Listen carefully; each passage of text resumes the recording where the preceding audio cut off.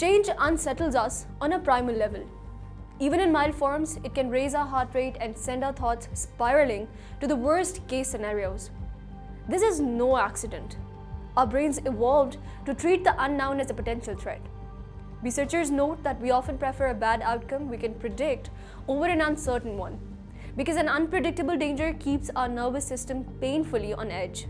In neuroscience terms, the amygdala, the brain's threat detector, lights up at signs of change and ambiguity, triggering fight or flight responses before our conscious mind has a say. In moments of uncertainty, that ancient alarm system floods us with stress hormones, a response that once helped our ancestors survive but now makes us feel like the ground is shaking beneath our feet. And when those alarms blare, they can drown our rational thoughts. Experiments show that ambiguity and fear can suppress activity in our decision-making centers, leaving us less able to plan calmly. That gut-level aversion to uncertainty doesn't just influence personal life, it scales up to entire societies. When whole communities face rapid change or crisis, our collective threat detectors can go into override. This helps explain a wave of political populism sweeping the globe in recent years. Studies indicate that if people perceive uncertain times as threatening, they become more likely to embrace extreme or authoritarian politics promising order.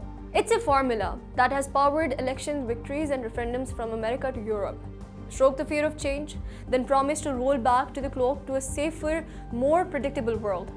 Slogans about taking back control or making X great again speak directly to the brain's desire for the familiar in chaotic times. Our resistance to change runs through economic and technological domains as well.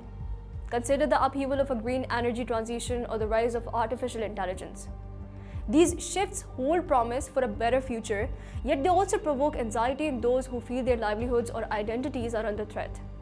A coal miner hearing about a new climate law, or a truck driver seeing driverless trucks on the horizon might experience the green revolution or AI boom not as a progress but as a personal peril. This fear is not irrational.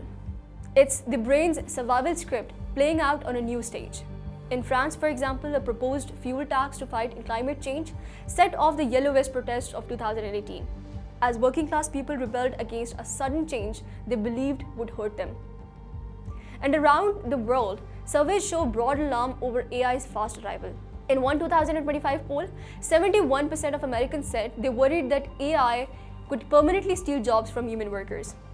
Writers have struck over the threat of algorithms churning out scripts. Factory workers and office staff alike wonder if they will be replaced by machines. On the international stage, fear of change can spark conflict or make it worse. When a community feels besieged, it often retreats into a fortified sense of identity and strikes out in self-defense. Over time, shared memories of war and loss create a feedback loop. Each generation inherits the fear and mistrust of the last, making the conflict feel intractable. Whether it's a nation fearing cultural erosion or a religious group feeling endangered, the psychology is similar. The brain's alarm is struck in the on position, resisting any change that seems to threaten one's home or way of life. Understanding why change feels threatening doesn't by itself solve our global challenge, but it sheds light onto them. It reveals a common thread running from the neurons firing in our heads to the headlines splashed across the news. Our innate awareness of uncertainty has in sense been hijacked by savvy politicians, amplified by economic disruptions and entrenched by historical grievances. Knowing this, leaders and citizens alike might approach the future more wisely. Change is inevitable, whether in technology, climate, or geopolitics. But if we recognize the fear it triggers as a natural human reaction, we can address it with empathy and facts rather than denial or aggression. The same neural wiring that makes us instinctively resist change can with effort be soothed by understanding.